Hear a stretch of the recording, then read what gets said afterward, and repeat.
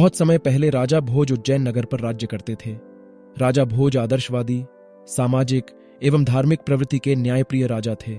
समस्त प्रजा उनके राज्य में सुखी एवं संपन्न थी। संपूर्ण भारतवर्ष में उनकी प्रसिद्धि दूर दूर तक फैली हुई थी। उन्हीं के समय से चली आ रही कहावत कहां राजा भोज और कहां गंगू तेली आज भी जनसाधारण को प्रभावित करती है। उज्जैन नगरी में कुम्हारों की एक चर्चित बस्ती थी। इस बस्ती के कुम्हार मिट्टी से आकर्षक और मनमोहक बर्तन बनाते थे।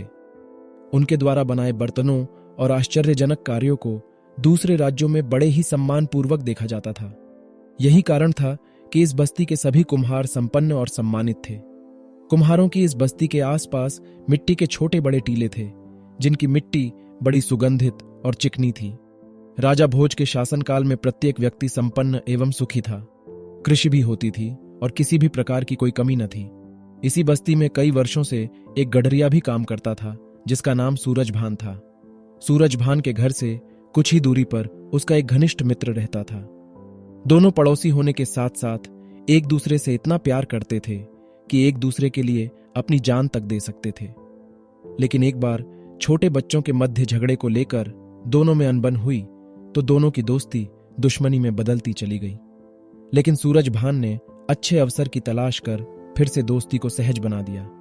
लेकिन दूसरे गांव का एक व्यक्ति उनकी दोस्ती से नफरत करता था और उनकी दोस्ती तोड़वाना चाहता था, किंतु उसे कोई मौका नहीं मिल रहा था। सूरजभान और उसके दोस्त को उस व्यक्ति के ईर्ष्यालु स्वभाव की कोई परवाह नहीं थी। वे दोनों 10-10 आदमियों पर भारी पड़ सकते थे। दोनों बड़े आराम से गांव के आसपास के क्षेत्र के लोगों के पशुओं को चराया करते थे। एक दिन कुम्हार जब मिट्टी खोद रहा था तो मजबूत ईंट, मूर्तियां और घर गृहस्थी का बहुत सारा सामान निकल आया। समस्त राज्य में यही चर्चा थी कि कभी वहां किसी राजा का दरबार था। वह महल भयानक भूकंप के कारण देखते ही देखते तबाह हो गया। धीरे धीरे इस मिट्टी के ऊंचे टीले पर कुम्हारों ने अपनी बस्ती बना ली। इसका मुख्य कारण यहां की चिकनी और लोचदार मिट्टी थी। सूरजभान का एक लड़का था जिसका नाम चंद्रभान था। चंद्रभान भी सामाजिकता में अपने पिता के पद चिन्हों पर ही चल रहा था। वह भी अपने पिता की तरह लोगों की भलाई करता था और सभी से मैत्रीपूर्ण व्यवहार करता था। जब लोग टीले की खुदाई करके उसमें मिलने वाले सामान को उठाकर ले जाने की कोशिश करते तो चंद्रभान उस सामान के बारे में कहता कि धरती मां से प्राप्त वस्तुओं पर जनता का समान अधिकार है। कोई भी व्यक्ति इन सामानों को व्यक्तिगत नहीं मान सकता और ये सभी में बराबर बराबर बंटनी चाहिए। लोग उसकी बातों का उपहास उड़ाते थे और मूर्ख कहकर उस पर हंसते थे। चंद्रभान शरीर में तो कमजोर था, किंतु दिमागी ताकत में वह किसी से कम नहीं था। वह प्रत्येक दिन टीले पर जाता और लोगों को खुदाई में मिलने वाले सभी सामानों को बराबर बराबर हिस्सों में बांटता। धीरे धीरे लोग उसका सम्मान करने लगे थे। उसका यह स्वभाव देखकर कुछ लोग स्वार्थवश उससे नफरत करने लगे। कुछ लोग कभी कभी उससे नजरें बचाकर टीले से मिट्टी खोदकर मूल्यवान वस्तुओं की चोरी जैसा कार्य भी कर लेते थे। मगर सबसे बड़ी आश्चर्य की बात यह होती थी कि जब चंद्रभान को चोरी से खुदाई करने वाले लोगों का पता चलता तो वह उन लोगों से सामान वापस लेकर सामान का पुनः बंटवारा कर देता था। धीरे धीरे चंद्रभान के इस तरीके की चर्चा पूरे राज्य में फैलने लगी कि चंद्रभान एक न्यायप्रिय बाला लड़का है। गांव के समस्त लोगों ने उसको अधिक सम्मान देना शुरू कर दिया। चंद्रभान की सभी बातें ज्ञान ध्यान की होती थीं। वह लोगों को टीले पर एकत्रित कर लेता और उन्हें ज्ञान ध्यान की बातें बताता था। सभी लोग ध्यान लगाकर उसकी बातों को सुना करते थे। कभी कभी गांव के लोगों के बीच अन्य गांव के लोग भी शामिल हो जाया करते थे और उसकी बातें सुनकर राज्य के अन्य लोगों से भी चर्चा करते। चंद्रभान जब टीले से उतरकर अपने घर की ओर जाता था तो उसका व्यक्तित्व सभी लोगों को आकर्षित करता था। चंद्रभान हमेशा की तरह प्रत्येक सुबह उस टीले पर चढ़ जाता और आने वाले लोगों की बातें सुनता और कुछ न कुछ समाधान प्रस्तुत करता। उसकी बातों को सुनकर लोग अब अमल करने लगे थे। एक दिन चंद्रभान ने आने वाले लोगों से एक सवाल किया कि हमारे राज्य का राजा कौन है, तो कुछ लोगों को राजा का नाम तक याद नहीं था। किसी ने तो उसका चेहरा भी नहीं देखा था, बल्कि एक ने कहा, जब हमारे गांव में राजा आया तो पूरे गांव की फसल सैनिकों के आने से बर्बाद हो गई और पूरे गांव को साल भर भूखा मरना पड़ा। चंद्रभान ने लोगों की बातें सुनकर कहा कि राजा वह होता है जो मुसीबत के समय ही काम नहीं आता, बल्कि मुसीबत आने से पहले ही कुछ न कुछ बंदोबस्त कर देता है। लोगों के मन में चंद्रभान की बात कुछ अटपटी लगी कि उसको राजा भोज के विषय में कुछ भी नहीं बोलना चाहिए था। गांव के लोगों की समस्या सुलझाना एक अलग बात है और पूरे राज्य की देखरेख करना दूसरी बात है। अब गांव वालों को डर लगने लगा कि यदि चंद्रभान की बातें राजा भोज तक पहुंच गईं तो इसे अवश्य ही फांसी पर लटका दिया जाएगा। गांव के सभी लोगों के चेहरों का रंग उड़ चुका था। वे सभी सोच रहे थे कि अगर किसी ने इस बात को सुन लिया और जाकर राजा से शिकायत कर दी तो चंद्रभान के साथ साथ गांव के सभी लोग भी राजा का अपमान करने के मुजरिम माने जाएंगे, क्योंकि सभी गांव वाले भी अपने राजा के विरुद्ध उसकी बातें सुन रहे थे। बस्ती वालों के दिल में डर बढ़ता चला जा रहा था। एक एक करके सभी बस्ती वाले धीरे धीरे उसकी चौपाल में कम जाने लगे। जब उसको एहसास हुआ कि अब बहुत कम लोग उसकी बातें सुनने आते हैं तो उसने टीले पर जाना कम कर दिया।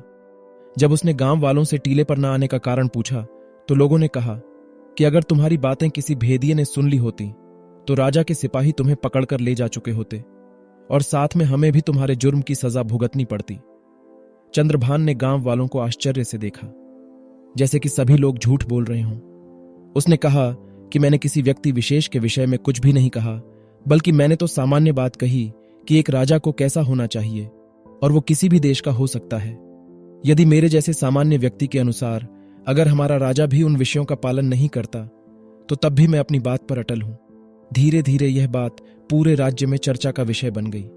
गांव वालों में जो बातें हो रही थीं उसकी सुगबुगाहट दूसरे गांव के उस व्यक्ति तक पहुंची जो सूरजभान से ईर्ष्या करता था। उसने विचार किया, यह मौका अच्छा हाथ लगा है। उसने गांव के अन्य लोगों से भी इस विषय में पूछताछ की। उसने सोचा कि सूरजभान से बदला लेने का इससे अच्छा अवसर और कोई नहीं हो सकता है। अगले दिन उसने सारा काम छोड़कर दोपहर के समय चंद्रभान को टीले पर बैठे हुए देखा। वह टीले पर गांव वालों से बात कर रहा था। उसने देखा कि चंद्रभान दो लोगों के आपसी झगड़े निपटा रहा था। दोनों का झगड़ा एक बकरी को लेकर था। उस बकरी पर दो लोग अपना अपना अधिकार जमाने का प्रयास कर रहे थे। चंद्रभान टीले पर बैठे बैठे ही उनकी समस्या सुन रहा था। व्यक्तियों की समस्या हल करते हुए उसने ऐसा न्याय किया जिसे देख सुनकर लोग चकित हो गए।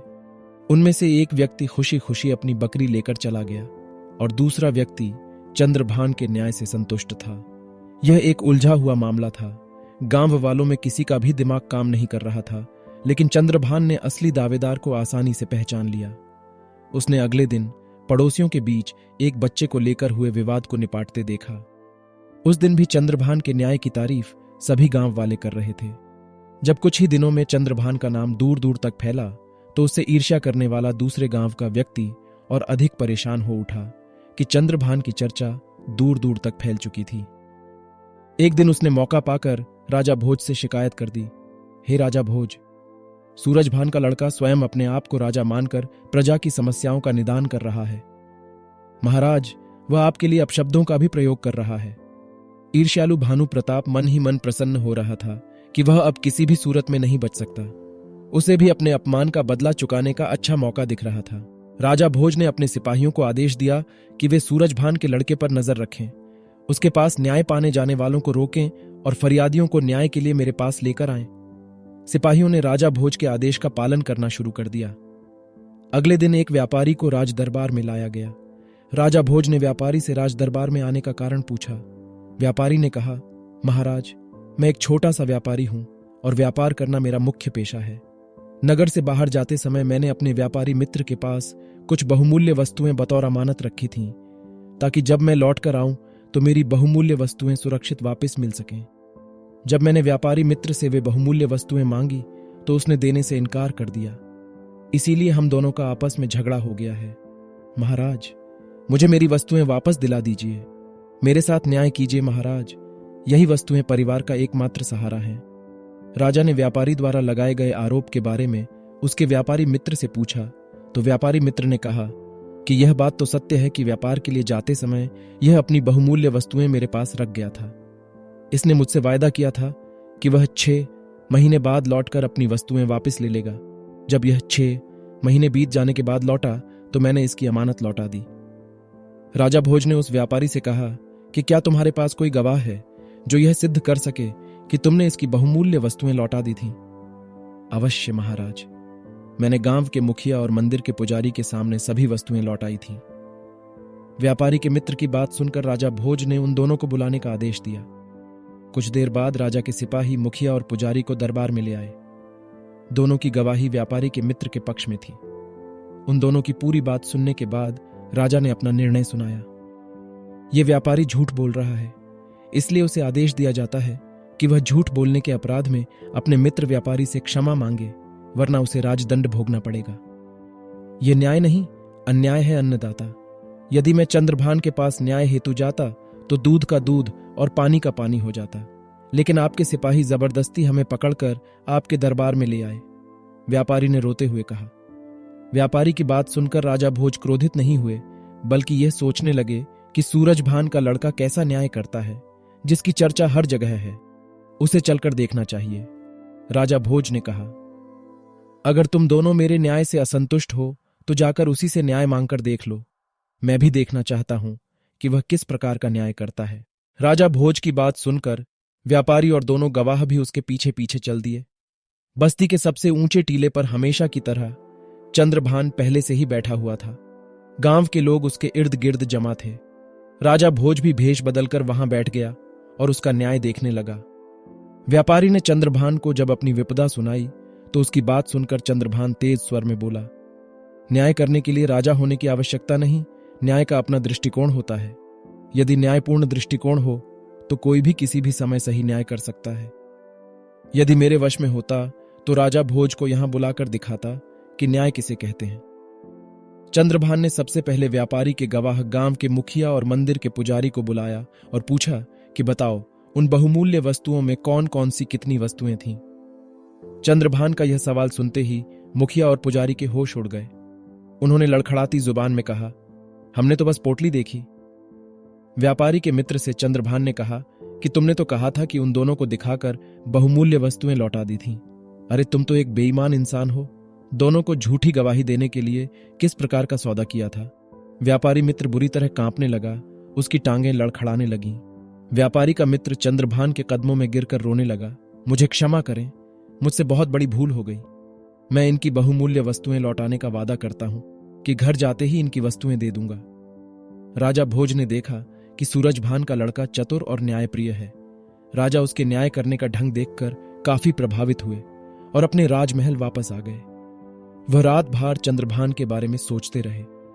अगले ही दिन उसने चंद्रभान को राजदरबार में बुलाया और कहा कि मैं तुम्हारे न्याय करने के तरीके से काफी प्रभावित हूं, लेकिन एक बात हमारी समझ में नहीं आई।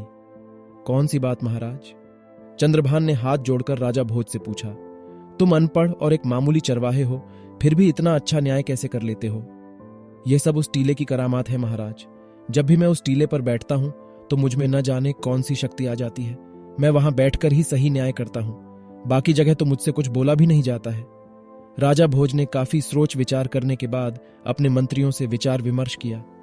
अंततः यह निर्णय हुआ कि टीले के नीचे अवश्य ही कोई देवीय शक्ति है, इसे खुदवाकर देखा जाए। अगले ही दिन सैकड़ों मजदूरों ने उस टीले की खुदाई की। बहुत गहराई तक खुदाई करने के पश्चात मजदूरों को एक राज सिंहासन मिला। राजा भोज ने देखा तो सिंहासन की चमक से उसकी आंखें चौंधियां गईं। उनके सामने सोने चांदी एवं रत्नों से जड़ा हुआ बहुमूल्य सिंहासन था। राजा भोज के आदेश पर सिंहासन को राजमहल लाया गया। सिंहासन को साफ किया गया। सफाई के बाद वह और निखर गया। इतना सुंदर सिंहासन अभी तक किसी ने भी नहीं देखा था। सिंहासन के चारों ओर 8-8 पुतलियां बनी थीं। पुतलियां इतनी सजीव लगती थीं मानो अभी बोल पड़ेंगी। राजा भोज ने इस सिंहासन पर बैठने के लिए एक दिन निश्चित किया और उस दिन दरबार में जश्न का सा माहौल बना हुआ था। राजा भोज जैसे ही सिंहासन पर बैठने के लिए आगे बढ़े, तभी सिंहासन में जड़ी सभी 32 पुतलियां राजा भोज को देखकर हंसने लगीं। राजा भोज ने सहमकर अपने कदम पीछे खींच लिए और उन पुतलियों से पूछा, पुतलियों तुम सब मुझे देखकर एक साथ क्यों हंस रही हो? राजा भोज का प्रश्न सुनकर एक पुतली रत्न मंजरी राजा भोज को कुछ बताने के लिए आगे आई।